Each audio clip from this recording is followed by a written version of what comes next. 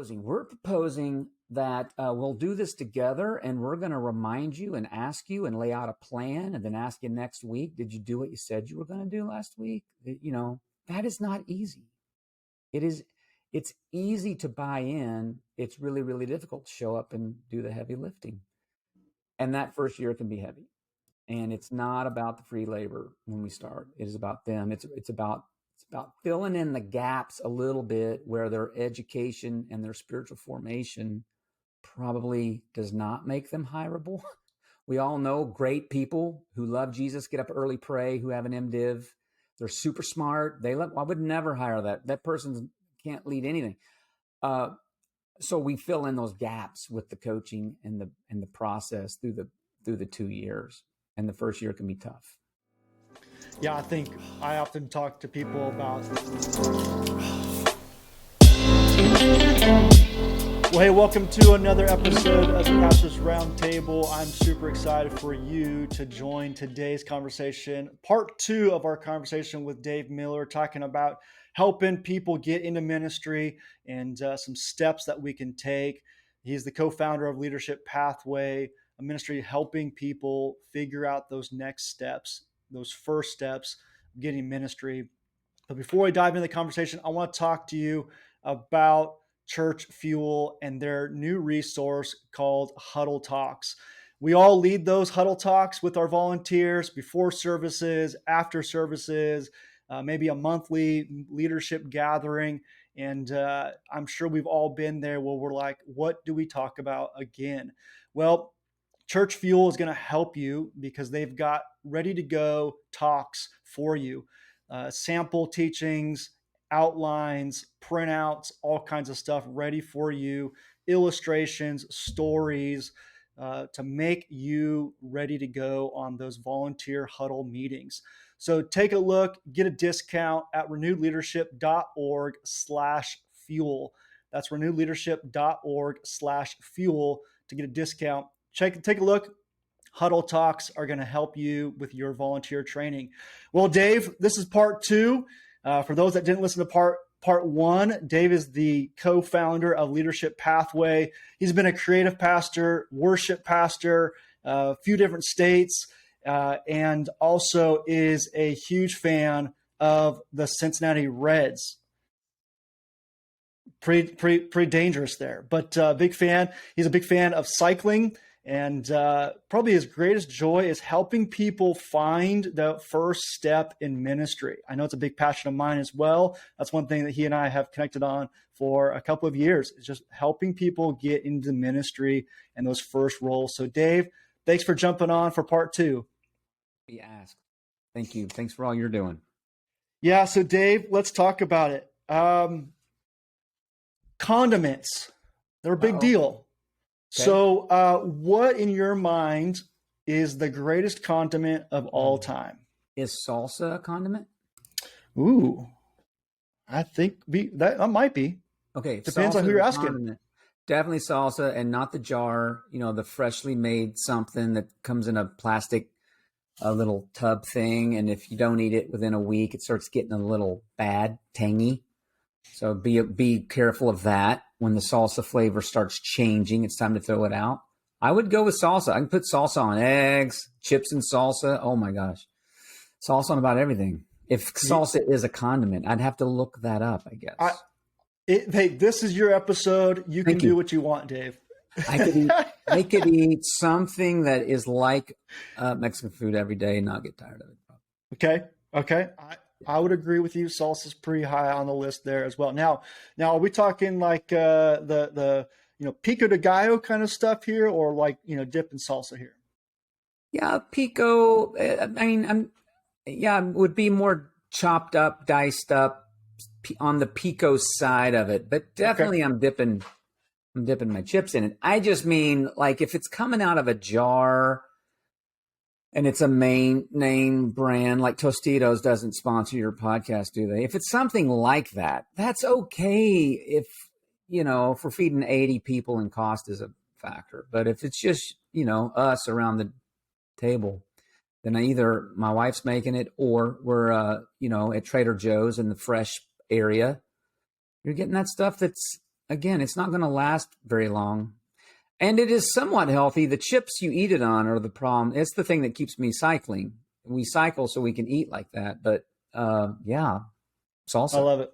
So in part one of our conversation, which I want to encourage you guys to go back and listen to, we talked about helping people get into that first step of ministry, some tips, maybe even for a youth pastor who's got a 15-year-old who's looking to get into ministry, or that barista who feels called to ministry, but just hasn't quite gotten there yet. We gave some really good tips there.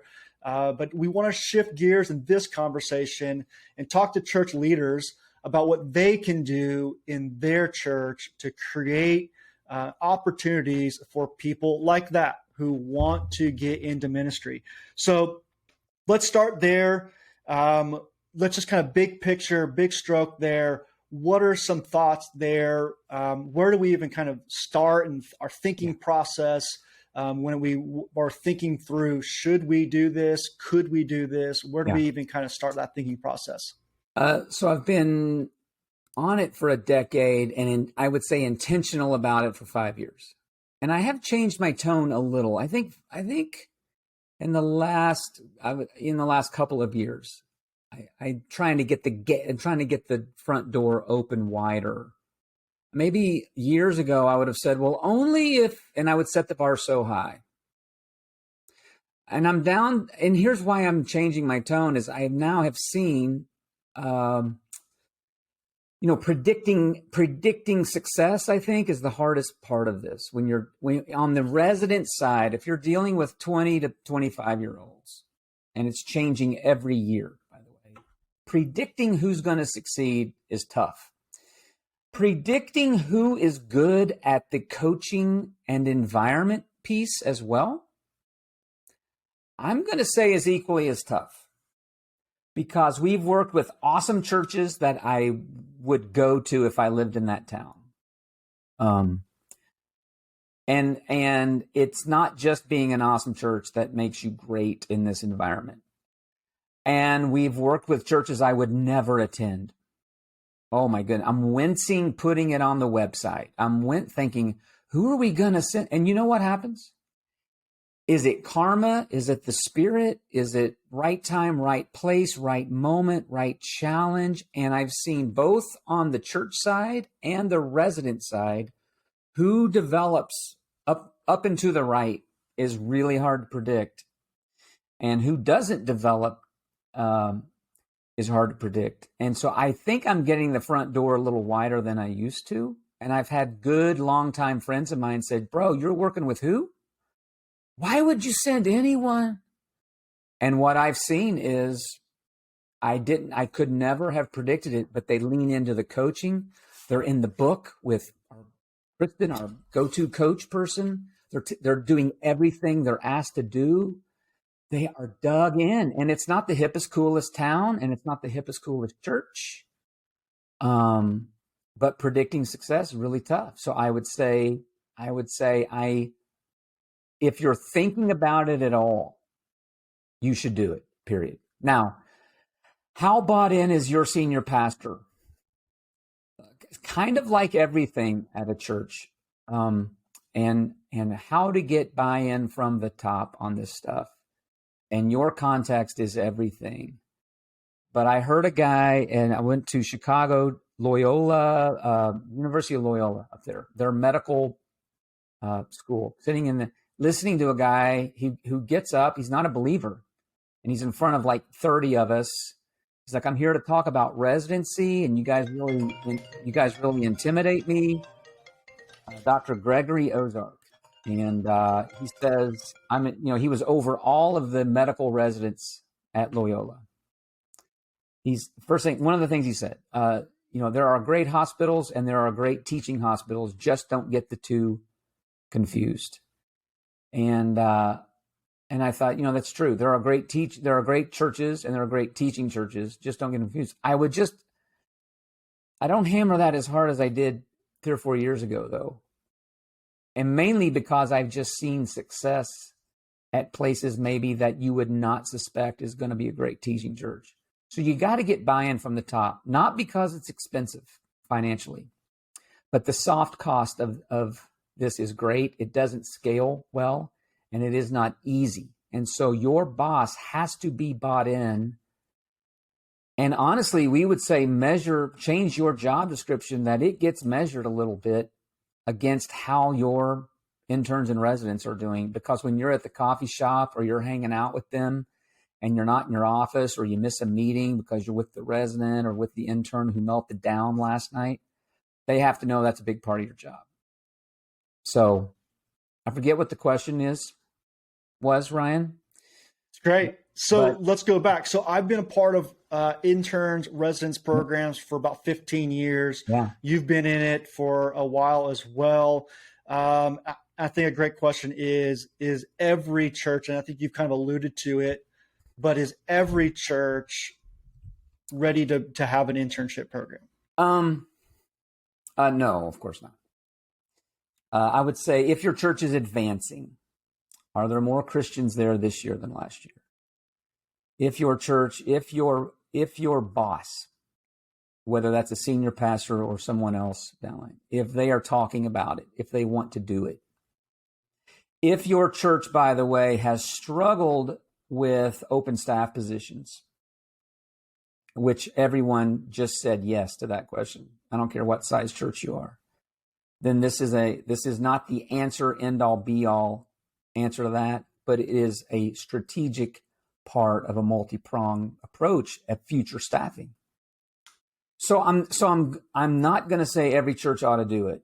I'm going to say though, Ryan, a whole poop load of churches more ought to be doing it than aren't doing it. And it appears like when I Google search residency, I mean, there are some spectacular examples, a few dozen out there. And I mean, a few dozen places that have done it and done it well. And then there's a few dozen more right behind them, maybe second tier. And when I connect with these churches who have great looking landing pages and they've called it the Institute or the residency, and you ask them, how's it going? And they'll say, oh, we haven't had any yet, but we're still praying about, So I don't know that a lot of this is going on. There's a lot of it driven through seminary, which is great. And we need more and better seminaries and more of that. But it's not a lot. It's not a lot. And when you hear different denominational leaders talk about the hundreds or the thousands of boomers that are retiring and the open positions, and then I hear the church planter people who, they're going to plant 30 churches by 20, and then you're just like, how's this all going to happen? And then I get down in the weeds at a great church of 700. It's going to launch a campus next year, and they got 3 open positions now, and they need to hire 5, and they have no idea where these people are coming from. So more churches need to be doing this than are doing it, and the churches that are doing it, really, we need them to create more than they need, is what I would say. You can't just go after it thinking, well, we're gonna launch a campus, so we need 2.5 people into it. No. You need to create more, mainly because life happens and there is failure, by the way. So you need more than you think you need. And then the church down the street, or that church you love that's in the denomination a state away or across the country, or the buddy is going to be looking. And the referred pipeline is pretty dry in church leadership. The open pipe of headhunting, public job postings, it's getting drier. There's still some stuff in there. It's drier than it was 5 years ago for sure. But the referred, like I know a guy, it's dry. And so that's why we need them producing more than they need. So where do you begin? Where do you begin? You begin by putting up a landing page. You do not begin by obsessing over engineering all the risk out of it. We'll still be talking about it in a year, and I know that because I'm still talking with churches a year or 3 later who are still engineering their internship residency program. I would encourage anyone, if you're thinking about it, put a landing page up, 40-second video, your best guy that can look into their phone or into the bougie camera that the tech director has, I don't care, in 40 seconds, less than 40 seconds, tell me why I should come there and learn how to do ministry with your team. Give me my name and my email address. That's all we want. And I'm an idiot, and I can put that landing page up on a Squarespace site in 90 minutes. Easy. You got to start. You have to start. Churches that want to engineer out all of the risk or have we're going to write a curriculum, or we're going to go hire a PhD away from Wheaton to start you can do that. You're just way over engineered at this point. And you know what you're going to do at the end of the first year of that program is you're going to redo it. You're going to tweak it. You're going to rebuild it. You're going to tear part of it down. Part of it was dumb. You never should have done that. Some of it's great. The Lord blessed it. And we're going to go back to more of that. And that's I would call kingdom context of your town and the unique combination of personalities on your team that make up God's thumbprint in that church. So you might as well, since you're going to tweak it every year, why wait a year? Why wait 2 years? You're going to have failure. I remember Miles Welch at 12 Stones, like his first 50 residents down there, his failure rate was pretty strong in the beginning. And it should be going down every year. You should get better at it, and you should be able to attract better candidates. But in those first years, do not be afraid of failure. Do not be afraid of failure, and you have to start. And they're like, so you're telling me I should just put a landing page up.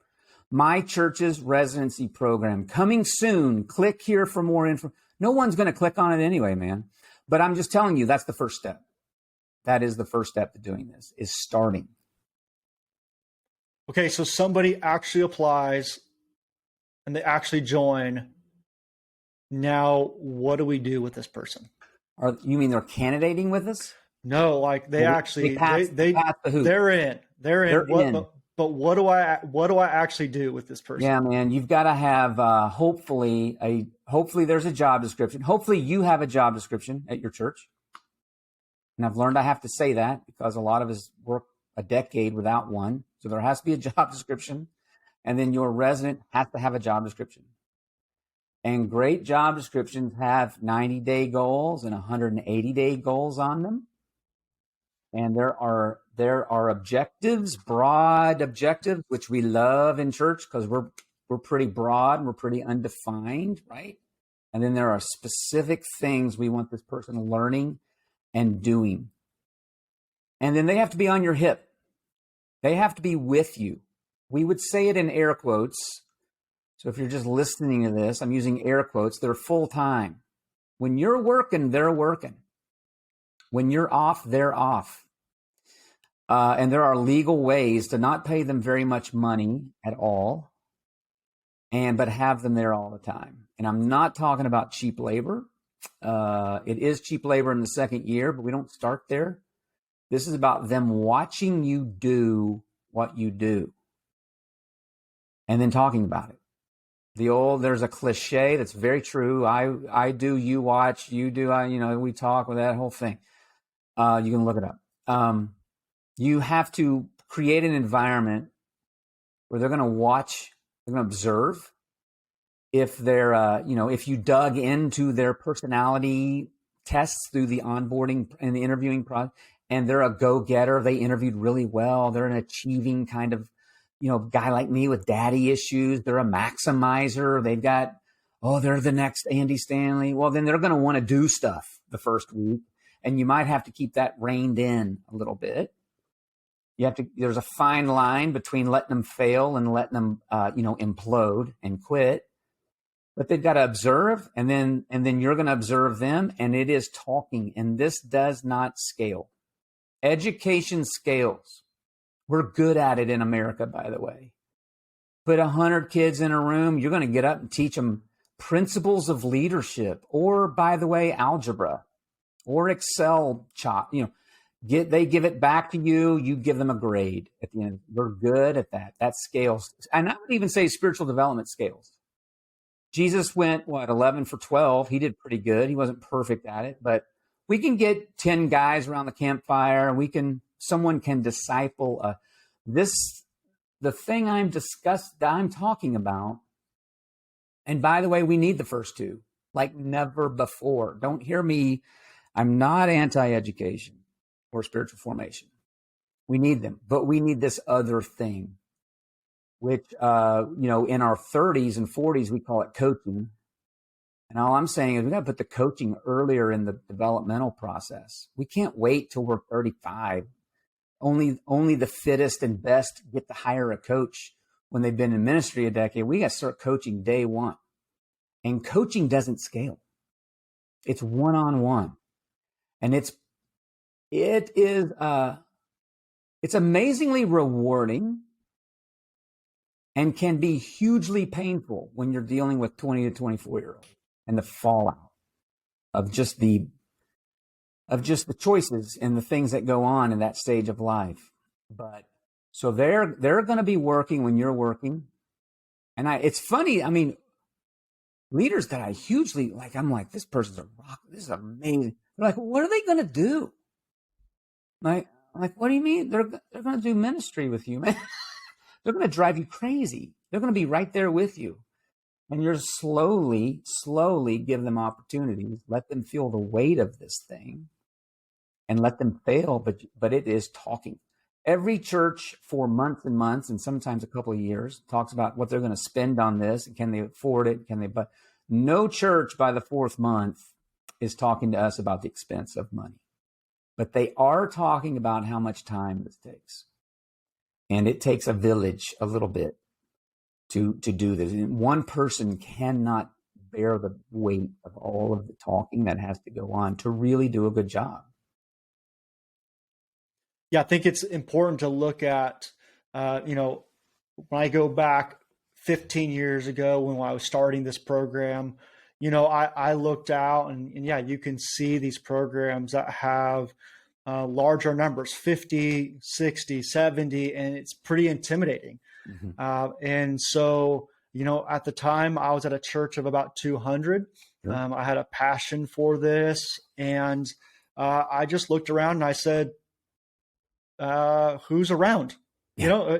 I just looked around. I said, who's around? Right. And I started with one. I did a summer internship for 2 months, yeah. Right? I took a 17-year-old for 2 months, and I said, can I do this for 2 months? Can I do what you said? Drive them to the beach to hang out with some kids, or drive them to lunch to hang out with some students, right? Could I do that for 2 months? And did that. And then again, there was a high school student that was about to graduate, and I said, hey, I got this crazy idea, man. Yeah. Would you not leave? Would you stick around? Yeah. And that one student stuck around. Right. Yeah. And started with one. Right. Yeah. And just like you said, and I think what you're proposing and kind of what I'm talking about too, is that for a lot of churches, probably the majority of churches, that's what we're talking about. Yeah. Right. One student, right. One intern, one resident, two, maybe three. Right. And so I think sometimes we over engineer, like you talked about, we overthink. We say, well, how are we going to do? Where are we going to put 20? It's like, don't worry about that. Just do the one. Is there one student, right? That one student that just graduated your youth ministry and doesn't want to leave. Right. Yeah. Well, let's invite them to some meetings. Let's invite them to some appointments. Let's give them a book, right? Walk them through a book and meet with them for coffee. I think it's like you said, I think sometimes we really overcomplicate this thing. Yep. We really make this, man, we can't really handle all this, but just start with the one. Yeah. Well, I would say, especially if you're listening to this, everyone on your church staff, older than 30. Some are listening to this, everyone, they're older than 40. And some of them are great churches of 1,000, let's say, 500, more than 500. Everybody on this team is older than 40. One 22-year-old is going to be a shock to the system.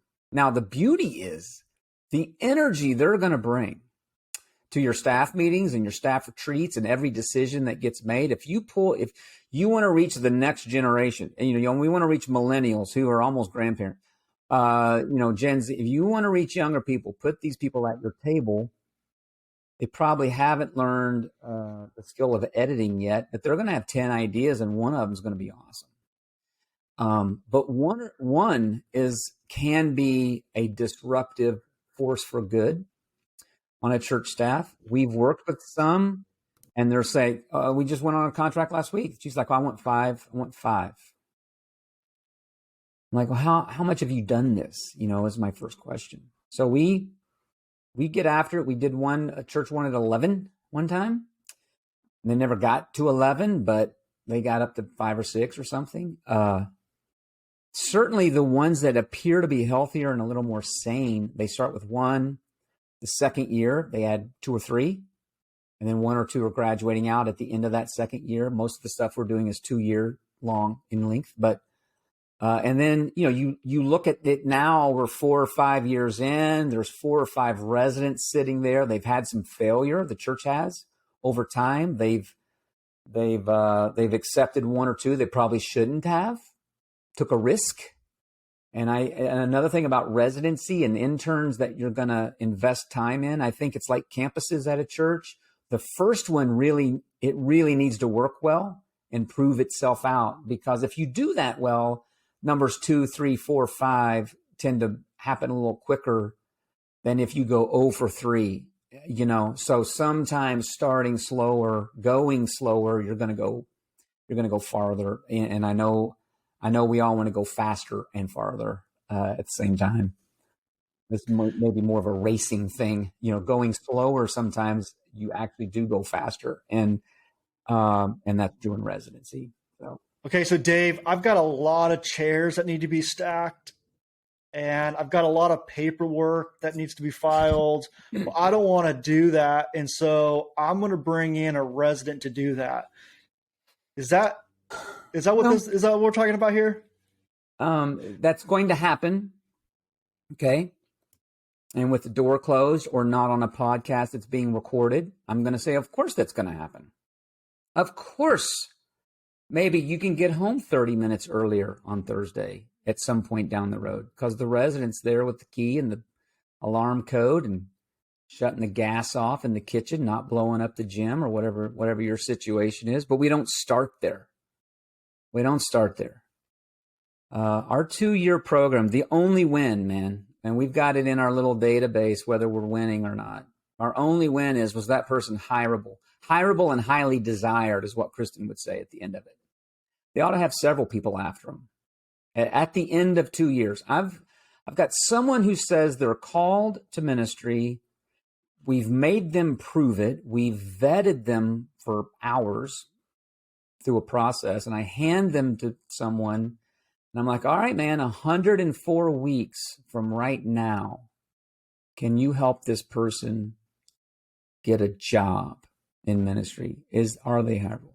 That is the only win. I have seen in the second year, I have seen people that almost fired and got quit, or almost got fired or almost quit in the first 6 months. Something magical happens on day 366. It's just like into that second year, they made it through Christmas as a worship leader, resident, or production, or they made it through summer as a student or kids resident. And now they're coming back for more of that. And the boss is welcoming them back at this point. That second year can be electric. Executive pastors love what it's costing in that second year financially to get a lot of ministry return. So if you're a church leader out there, you need that. Of course, this person is going to do some things that's going to benefit your staff head count and your cost. We don't do it for that reason. And that is a head trip. You've got to get your head around the fact that we're here for them. We are here for them. And in that first year, it can be extremely difficult. Even after all the vetting, and we're probably placing 1 out of 20 that apply with us and go through the process. Even after all of the personality tests and the Zooming and the interviews by us, and then the HR process on the church side, it still can be difficult because even the ones who want to change the world and love Jesus, they're still 20 to 24 years of age. They're still in some ways victim of this culture that people my age have built for them. They're still coming off 2 years of COVID in the most dynamic, what's going on in their brain, trying to wire up itself. All those psychological things are true. All the mental health crisis, it's still true in these people. So the first year can be super difficult and super trying. And you should never go into it. When we get a call or the email and it says, we need a middle school pastor, we can't afford one, can I get a resident? I'm going to say no, period. We're not going to start there.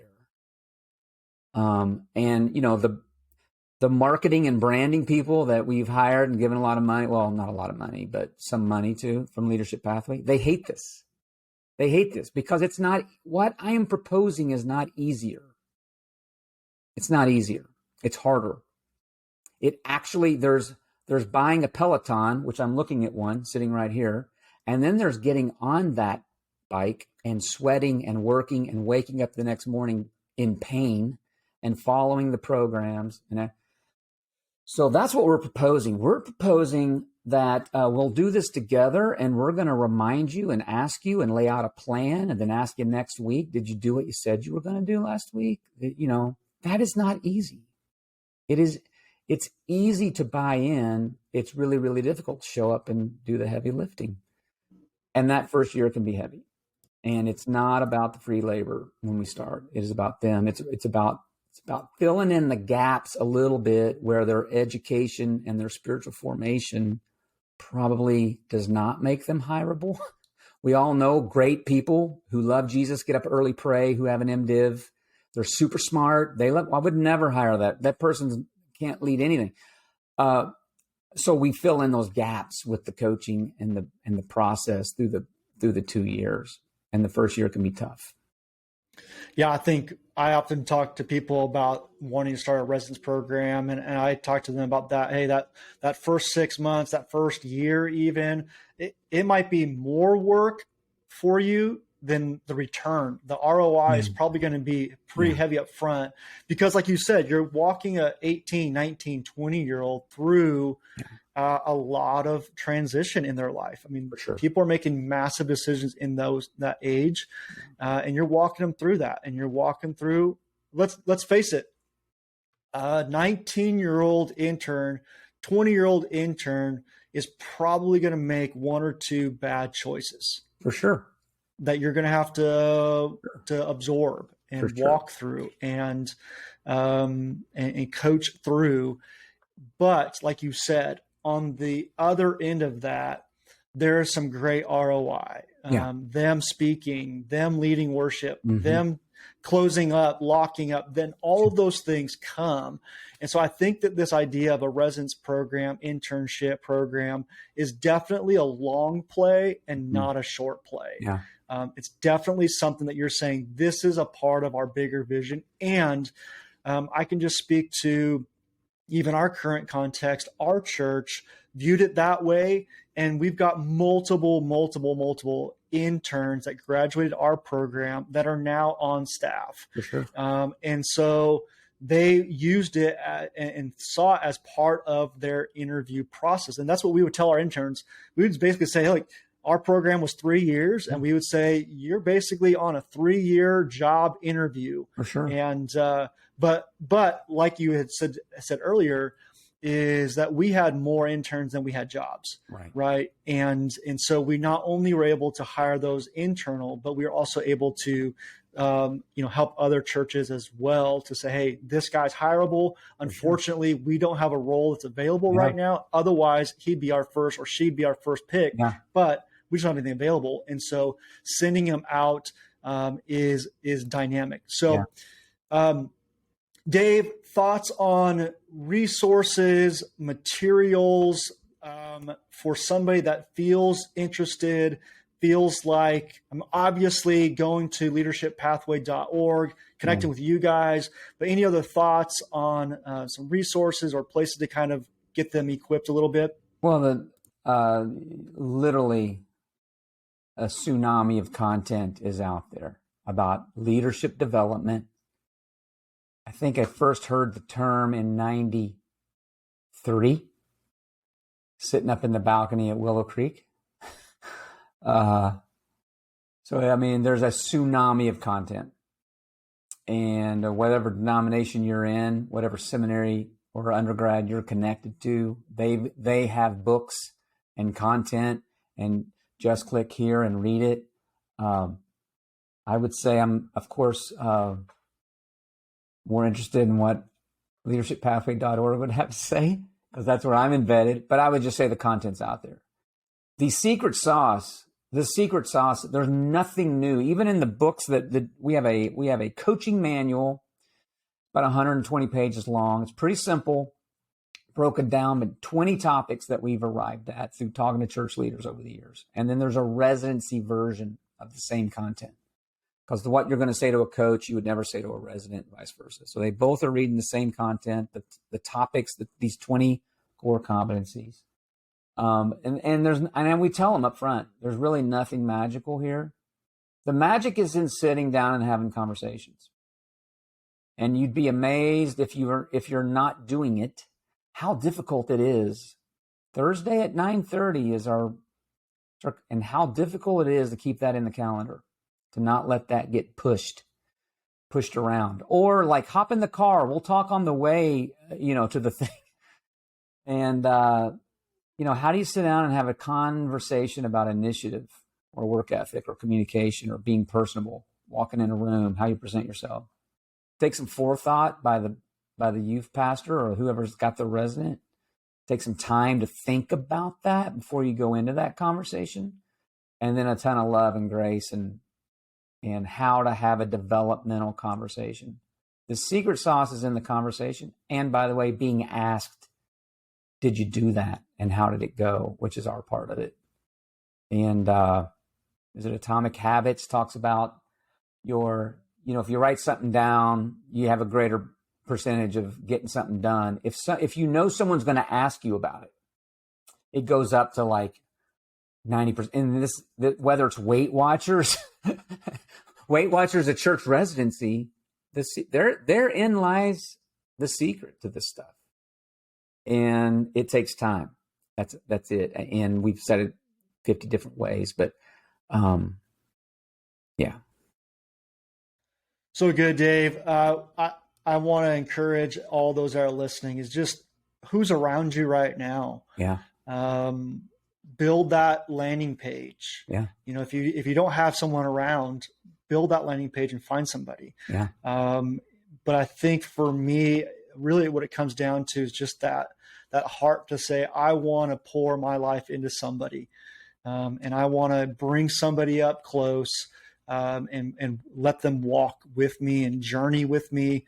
And I know for a lot of people that sounds overwhelming. Where do we start? How do we do all of this? I want to encourage you. Leadership Pathway has taken a lot of the guesswork out. Mm-hmm. They've taken a lot of the concerns out. And they've got a proven strategy and method that'll lead to great success. Mm-hmm. And I want to encourage you to reach out to Dave and his team at leadershippathway.org and at least get some advice, some thoughts, and just allow them to unpack that, hey, man, maybe you guys are ready, or here's some things you could do to get ready. Yeah. They're going to help you guys out. So I want to encourage you guys to reach out to them and schedule a call with them today. A couple other resources that we have available for you is I want to encourage you to listen to episode 53, talking about soul care with Zach Workman and talking about the need for us being healthy. And that's a big part of internships, is helping them with their own soul care journey. Episode 21 is helping your students find your life calling. So important to help your interns find, are they actually called to do this? Is that what they're called to do? In episode 23, I sit down with 5 youth pastors, talk about legacy in youth ministry. A couple of them are lead pastors who discipled students in their program, and those students became youth pastors. A great conversation to listen to the heart of lead pastors or former youth pastors who discipled people to become in ministry. Great conversation. And then episode 7, developing a leadership pipeline in your church with John Brown. Great resource about how to start this even down in kids ministry and youth ministry. And then it comes up into internship with young adults. Would love to connect with you and staying in contact.